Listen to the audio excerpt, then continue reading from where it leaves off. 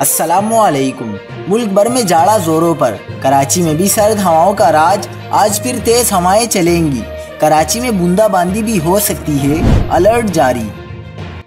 ताज़ा तरीन वीडियोज़ के लिए चैनल को सब्सक्राइब करके बेल आइकन और ऑल नोटिफिकेशन पर क्लिक करें।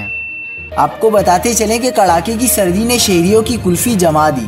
बलूचिस्तान में खून जमा देने वाली ठंड, कराची में भी रिकॉर्ड सर्दी मुतवक्के। कराची में दर्जा हरारत 3 डिग्री सेंटीग्रेड तक गिरने का इम्कान है। हैदराबाद और लतीफ़ाबाद में बूंदाबांदी से ठंडी हवाओं ने मौसम को मज़ीद सर्द कर दिया है।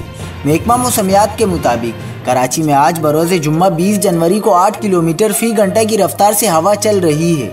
सुबह के औकात में दर्जा हरारत 12 डिग्री सेंटीग्रेड रिकॉर्ड किया गया।